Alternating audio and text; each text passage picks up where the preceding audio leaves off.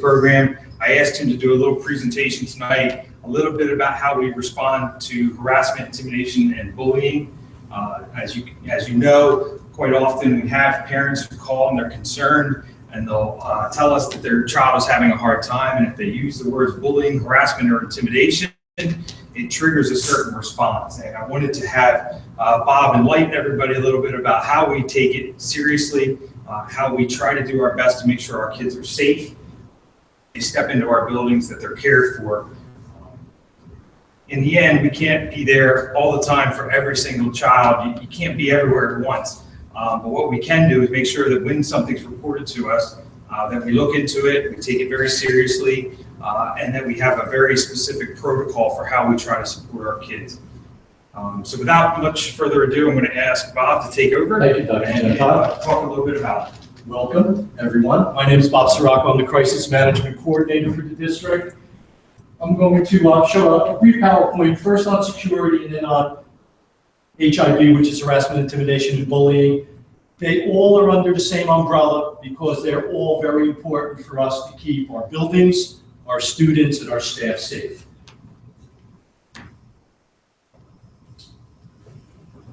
Millville Public Schools has a moral and legal obligation to protect our students, staff, and facilities in any form of emergency. And emergencies come in many different forms. Work that for you. Yes. Okay. Appropriate actions become critical in a crisis situation. These crises can range from an individual student having an issue that could be a mental health issue, a behavioral issue, that could be considered a crisis. When that happens, I get called in, I will do an evaluation, and what we want to do with that student is to get them the help that they need, because the more help that our students get, it makes the school safer, and I'll go into that in a little bit more detail. So we can start with an individual crisis, working all the way up to such thing as an active shooter situation. Knock on wood, we've never had that, but we are prepared, and I will be talking about that. Prevention and intervention is the first phase of emergency management. Prevention is the attempt to deflect a crisis before it occurs. Mitigation refers to actions taken to reduce an adverse effect of an emergency or in a recovery, what we do in a recovery situation. So again, it's twofold. It's prevention and intervention, prevention and early intervention. And what we do is a lot of early intervention to keep our schools safe. Next. Go ahead, Dan. Under my umbrella as a crisis coordinator, I'm also involved with security. I'm also involved in mental health issues, and I'm also involved in the HIB. So my umbrella runs kind of big, and I appreciate administration for their open-mindedness on the way we go about taking care of our students and staff in the district. What we do with an individual student is we want to identify those students' emotional issues. So if we can do that and evaluate, refer to an appropriate agency. So if we can get a child who's in trouble, at risk, their family the help that they need, that's going to reduce any possibility of a crisis happening. It's going to make our buildings safer. And I truly, truly believe that. And the administration in this district feels the same way, because we work really close together with this stuff. We have a really good referral process. I work really close with the counselors, the vice principals, the principals, and upper administration. All right? So we're looking to evaluate and refer that student out and get them help. Helping students and family get the care they need helps create a safer school environment. And I truly believe that, and I think we all do. Thank you. All right. Now I'm going to talk about what we do in the building. We talk a little bit of what we do with the students to try to help them on an individual basis, but safety comes in many ways. And one of them is the building safety. With that, our visitors, every visitor that comes to our building, there's a system of visitor passing in all our schools that are advertised.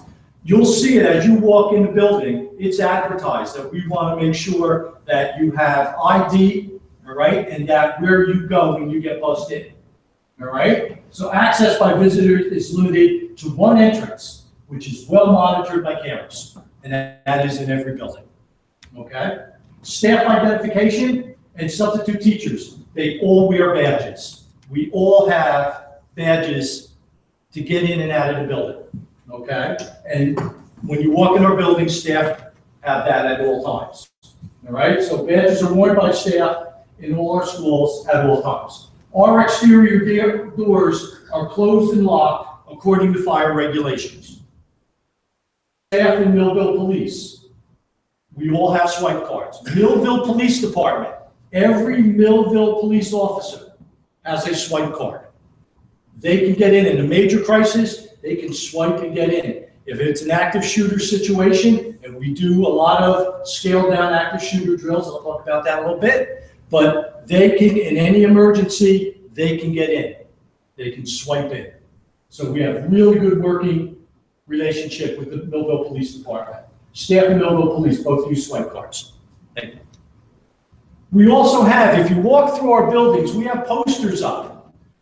We also have, we use WeTip, and we advertise WeTip. And what it is, it's an anonymous reporting system that any kid, if there's a problem, they can call there, and it can remain anonymous. If there's a crime, if there's abuse, or whatever, okay? And it works really well. So, we have two resource officers in our buildings. We have Rick Cott, Officer Rick Cott, who is, he works at Senior High and Memorial, and we have Officer Sue Taylor, who works at Lakeside in the elementary schools. Very, very close relationship. Two very good people. They're in our buildings. They get to know our kids. They're visible, and I think it really, really, really helps with making our buildings feel a little bit safer. I wish we had more, but we're lucky to have two. We really are. We have surveillance cameras in our buildings. Not all our buildings. Some of the surveillance cameras, like with the elementary, are outside, but with the upper schools, and all the upper schools, Lakeside, Memorial, and Senior, we have cameras inside the building and out, right? So these cameras set up in problem areas. These cameras are set up in all the schools, whether they're inside or out, and they help to reduce the risk of theft, vandalism, and assaults. So if there's a problem in our upper schools at the high school, Memorial, or Lakeside, we can go on those cameras and we can find out, in most cases, what's going on. If there's a fight, we can pick it out. We can go right to the cameras, and we do it all the time in our investigations. We drill crisis drills. By state regulations, we have to have one fire drill and one emergency drill every month. So we have one fire drill all the time, and then the schools pick what they want to do for their emergency drill. Per state mandate, we work very closely with the police department, which we often do conduct what we call scaled down active shooter drill, which is they will come in and they may walk in and give the first teacher they see in the hallway a little card, and it'll say, shooter in the building, you need to call 911 and you need to access the emergency so that we can go into a lockdown. We can do that on our phones, in the classrooms. Every classroom in high school, we can do that. Anybody can call a lockdown. Right, Dr. Jacob, right? You work in a high school, and I appreciate you being here, thank you. And we do that. So we have we have lockdown drills, we have evacuation drills, and we do that every month in every building. And we've gotten good at doing this. The more you work at it, the better it is. Look, in a crisis situation, in a real life crisis situation, with anything. But if we do our job, and one of the things with the police department that we think is really important, they'll tell us, since Columbine happened, at that time, when police got to the scene, they had to wait for backup. That was one of the problems at Columbine. They had to wait for backup. So the first responders that got there had to wait for backup. That is no longer the case for police. When they get called in on an active shooter situation, whoever gets there first, it could be one, it could be two, they're going right in. They're going right where the chaos is. They do not wait for backup. And so our job, when we go into a lockdown, is to clear that hallway. So when we do a lockdown, when we do lockdown drills now, most of the time, we do not let anybody know that it's a drill, because we want those hallways cleared. So when the police come in, they can get to where the problem is very, very quickly. And if you come and watch some of our drills, they work very effectively. Quiet in the hallways. Not perfect all the time, but most of the time, it's really, really good, so that they can go where they have to. What we're going to be doing in September is if anybody's ever heard of the ALICE training, has anybody ever heard of it? We're going to start talking about that with our staff and students too. That is the next step after a lockdown. Because a lockdown, we want to be locked down, but also, if that active shooter breaks into that classroom, what do you do? Or if you have a chance to get out the window, get out. So there's more things we're going to be talking about. But we work, again, very closely with the police department, and they're good people. More security stuff. We have a communication system. Telephones, and our telephones are used to communicate with parents during an emergency. We can use email, mail, newsletters, bulletins, radio, TV announcements, PTA meetings, back to school nights, and open houses. We have a variety of ways to communicate with the people that live in this district that have children that go to our schools. In an emergency situation, evacuation or lockdowns, we use two-way radios, cellular phones, intercom systems, and megaphones when needed.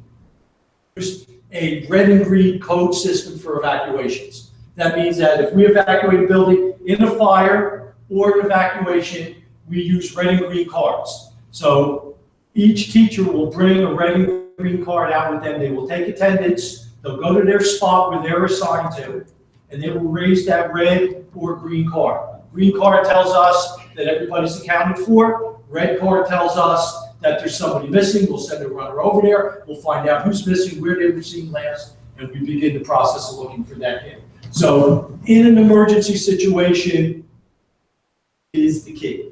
It is vital. And we work at it every drill we have. Every drill we have. We have a uniform code system for our drills. Every time we do a lockdown, it has a particular code for that year. We change it every year for various reasons.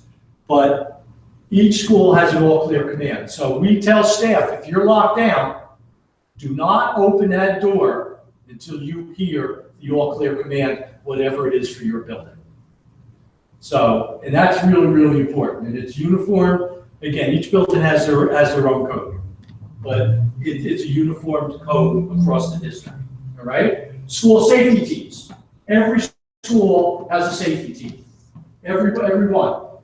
The district has an emergency management and response team, which is run by Dr. Gentile. And we also have a crisis management counseling team. So anytime there's an incident in the district, to come in. If we have, a couple of years ago, we had, a suicide. We'll call that counseling team in a heartbeat, and they're there to support. And what also we do with the police, which is some of the success of what we've been doing in our district, we've been working on a few things. We work with the police with station house adjustment. So if a kid gets in trouble, commits a crime for the first time, they go into station house adjustment and they work with the chaplain program. We now have chaplains that come in to assist us in a crisis situation. And we also have a thing that we've been working on called TTAC, which I'm very, very proud of. We're working with the Cumberland County Positive Youth Coalition. And TTAP is the Thunderbolt Teen Ambassador Program. And what we're doing is we're training high school students to mentor students at risk at Lakeside. And we just started training 2 weeks ago. And they will be doing this mentoring during the summer. I think it's terrific. And we've got a lot of work, and it's really good. I feel really good about it. Thank you. We have, again, like I said, we have formal lines of communication: police, fire, mental health services, rescue, parents. Again, we talked about the school safety team and the emergency management teams. Please go to the next one. Thank you. right? Buildings. All interior classroom doors are in proper condition and capable of being locked. If we have a lockdown and there's a door, after the lockdown, we talk about it. If there's a door that's not working, we will talk about it, and we will make sure that the door gets fixed. Because again, in an emergency, anything can happen. So we debrief after every drill that we have. Okay, whether I'm there or not, the principal will debrief with their staff. How did it go? What doors, weren't locking well? Okay, so we do that. All classroom teachers have crisis flip charts.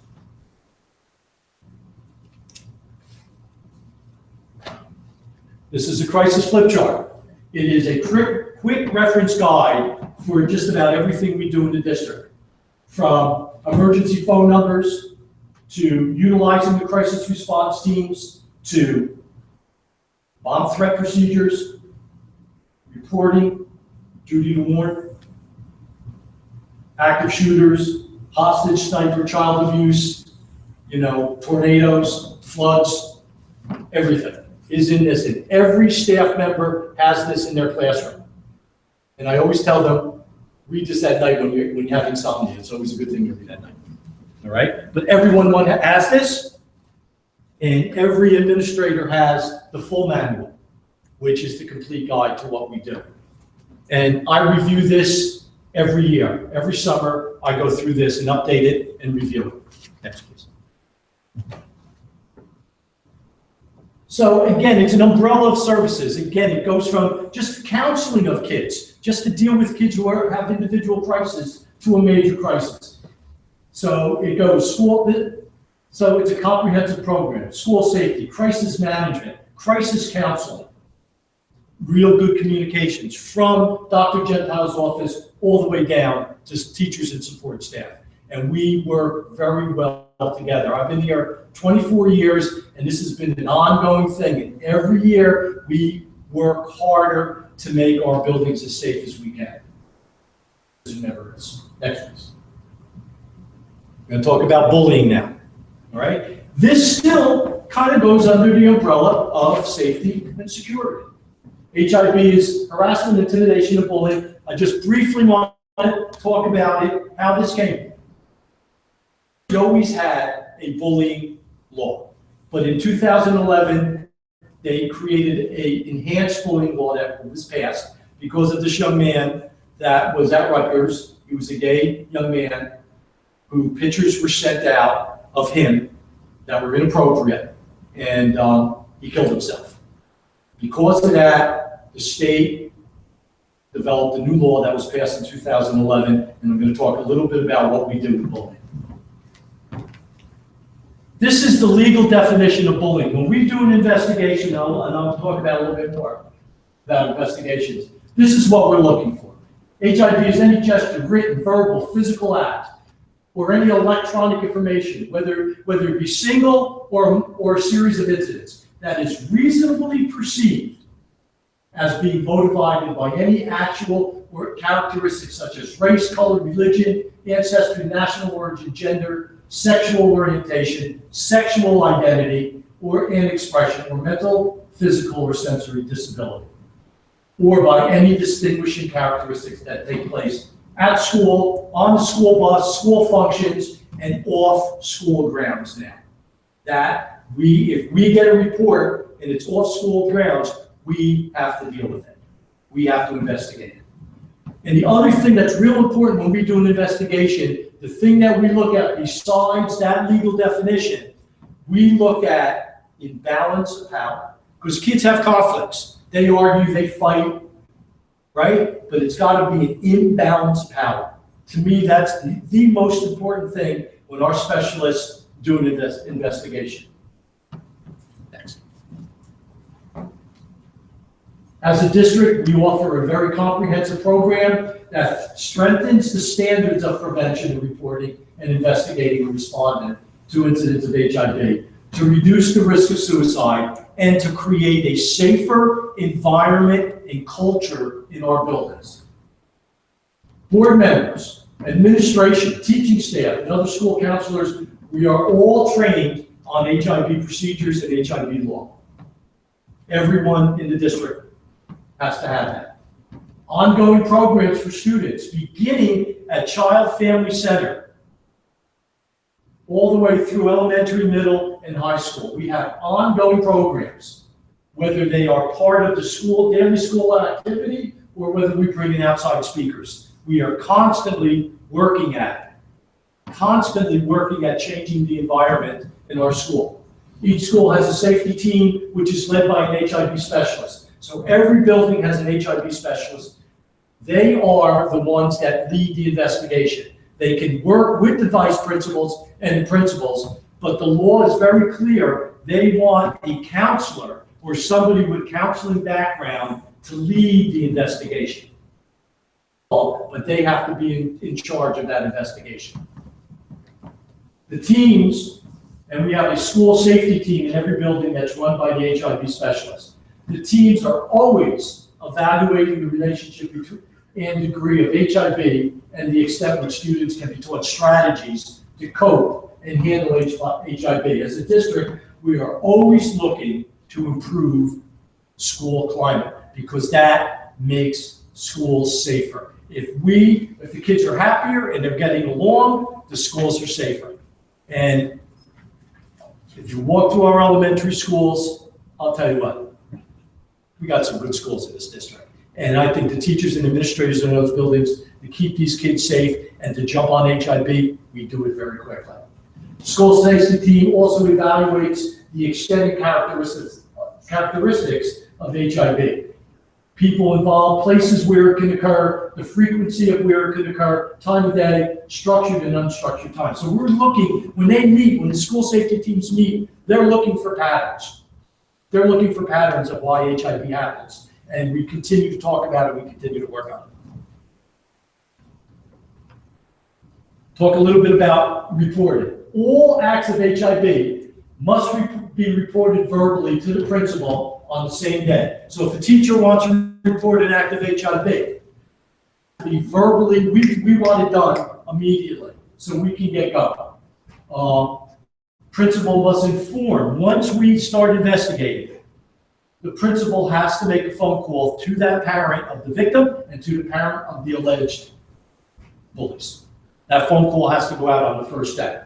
All acts of HIB must be reported in writing within 2 days, but we want to get it started verbally on that first day. We have 10 days, once an investigation starts, we have 10 working days to complete that investigation.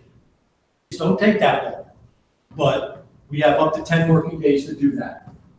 All right, the school, as I said, has 10 days. The investigation is headed by the specialist. They review the report, they identify the people involved, they talk to the relevant parties, they determine if HIB has occurred, they documented it on paper, the rationale and why it happened, and it must follow, again, the definition and that imbalance of power stuff. All completed reports, and we do this, I don't know if other districts do that, but we do this. Every report that's completed, when it's done, it comes to me. I review every report, I sign off on it, and I give it to Dr. Gentile.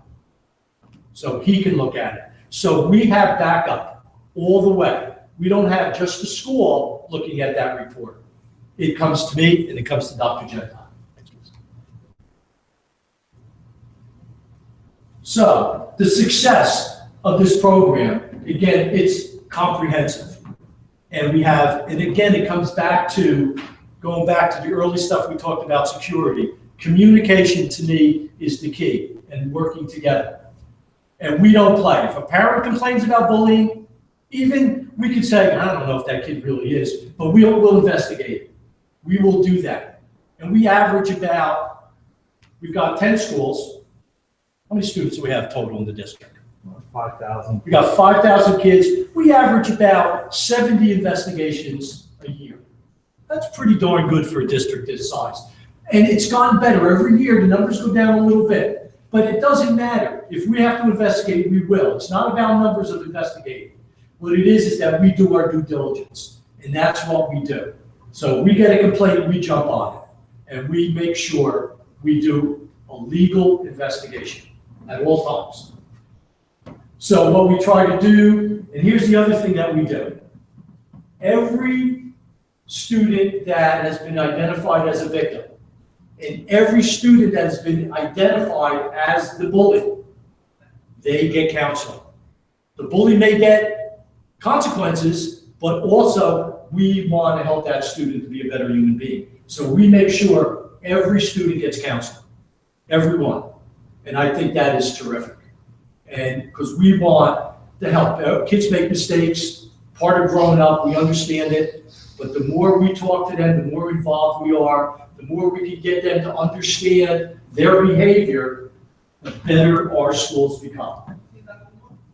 So, and we also have, we have individual group counseling, we have appropriate involvement of parents. There's one parent on every school safety team in our buildings. That could be a parent who's a teacher in the building or an outside parent who comes in. All right, but we have a parent at all times. We use our teachers and staff to help increase the knowledge and motivation related to ending bullying. So we always try, we talk and we meet and we do all this stuff. And every school, individual school creativity begins on the second week of October is anti-bullying week. We start off on the anti-bullying week. It's the second week in October. Every school, we have a week-long thing of things that we do for our kids and staff. And that kicks off the school year with bullying. We may have outside speakers coming in. We may have programs going on in each classroom. We have poster contests. We have all kinds of stuff going on. And it's terrific. And I encourage people on that week to come and visit our buildings and see the things that are going on. I'm so proud of the specialists in this building. So that's what we do. This is a comprehensive safety, security, bullying, all come under the umbrella of security. And I appreciate administration, upper administration, the leeway that they give us every day to go out and do the job we can. Nothing's perfect, but we keep working hard every year, and I'm really proud of our programs. Thank you.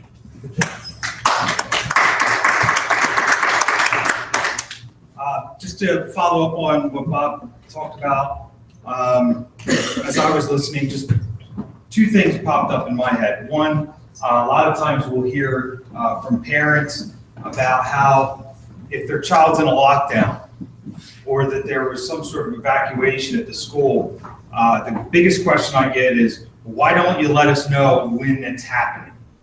And to try to address that, I've said this a lot, when we're in the midst of a crisis or preventing a crisis or trying to intervene on a crisis, the last thing we want to do is add more people to that moment. So if we were to send out a blast that said, we just went into lockdown at so-and-so school, we'll have a lot of well-meaning people, parents, showing up at that school, trying to see if things are okay, or trying to go in and, I want my kid, let me have my kid out. When we go into those, that mode of lockdown or shelter in place, we're not letting anybody in. So all that's going to happen is you're going to get more frustrated because you're sitting there being told you can't go in right now because we're trying to keep your kids safe.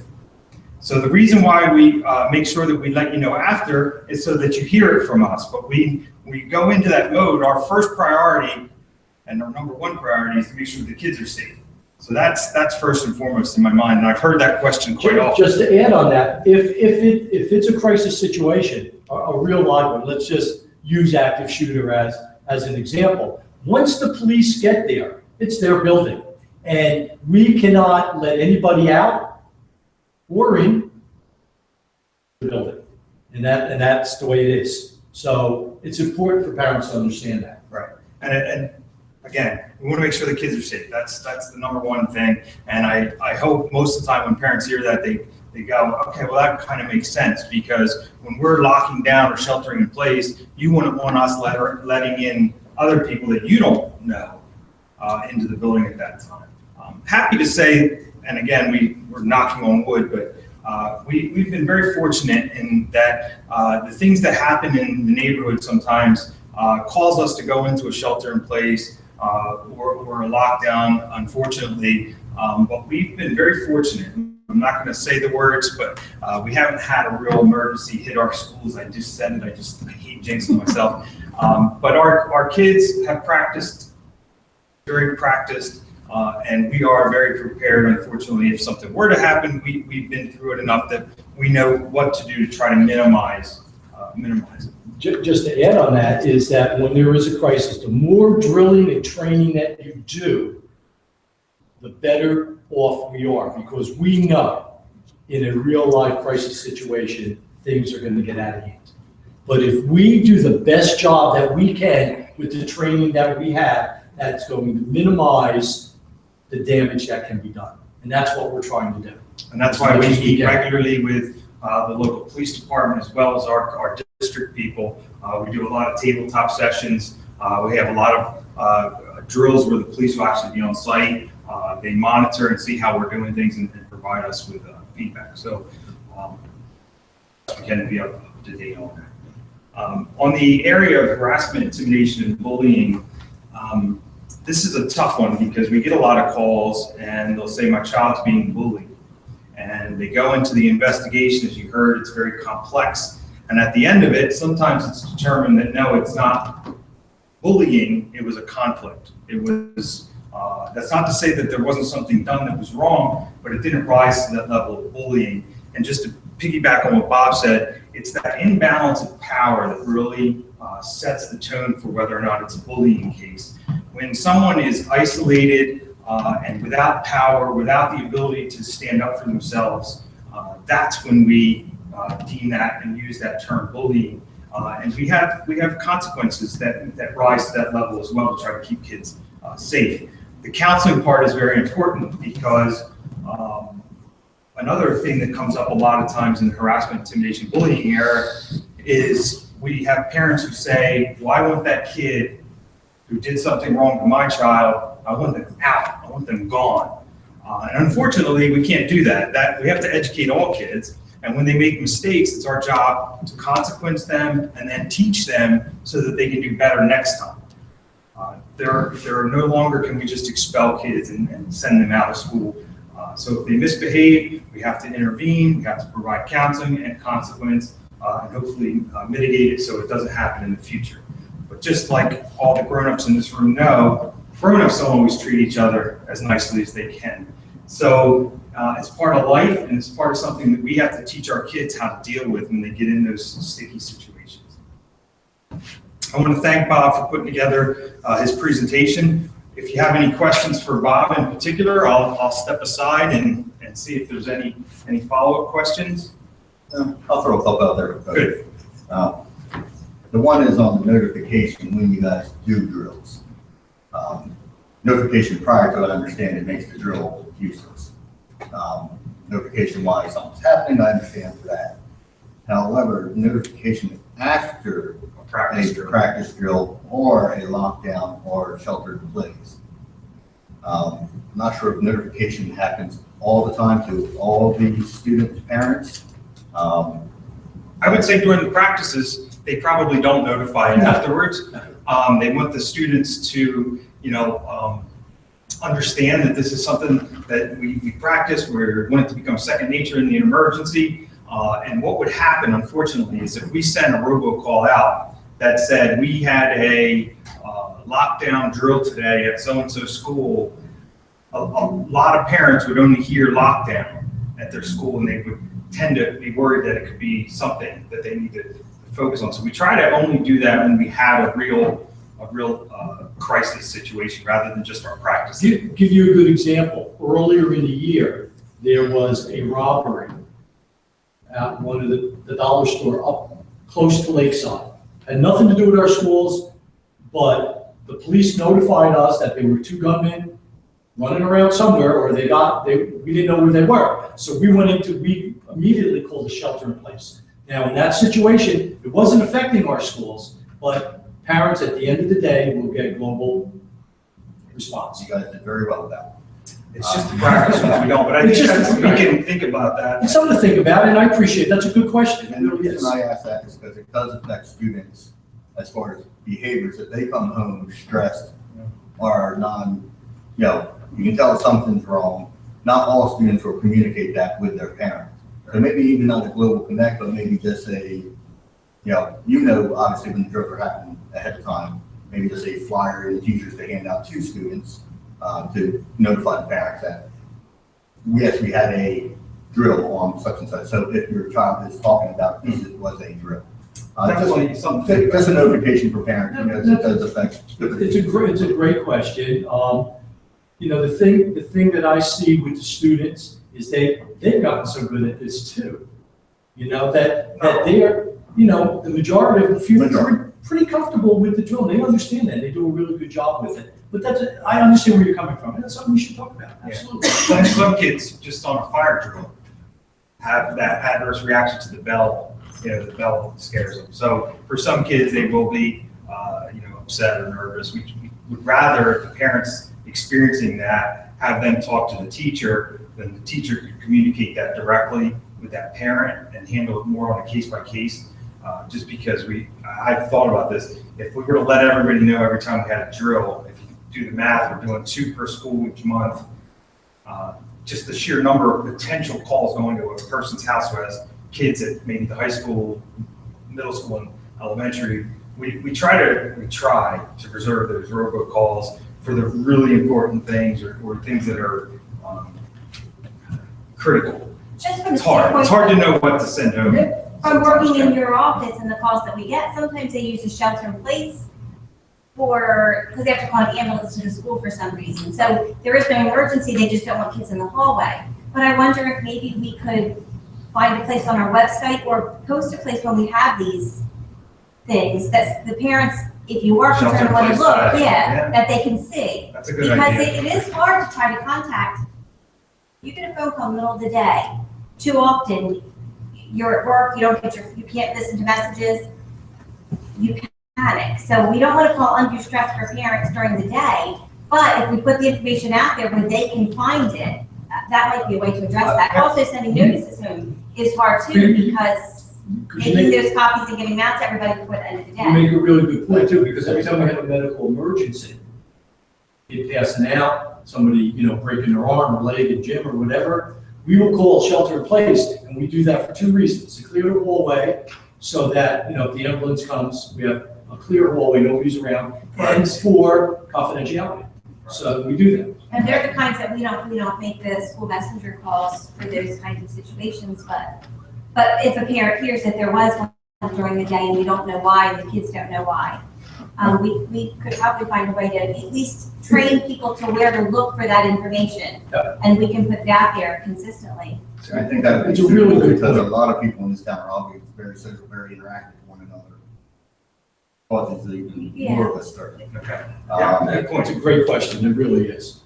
And just because I'm a pain, I got a couple of quick questions. I know we have a very good camera system in Lakeside and hallways and different things at that point where, like you said, they do that. System set up in pretty much most of the schools. High school and the middle school have the most comprehensive camera system. The age of Lakeside and the ages of the kids really demand that we have a more comprehensive camera system. At the elementary schools, some have really good ones, some don't. There's no real good answer I can give you. And you know me, I'd rather tell you the truth than tell you. They do have cameras on the outside, most of the elementary. We have all entries are covered. entries, yeah. But some schools don't have. But in the hallways, or some of them, they don't. Now, there's personnel that need it in an emergency situation, such as the police department, have remote access to, like the camera system in the Lakeside would give them The police a good do. advantage.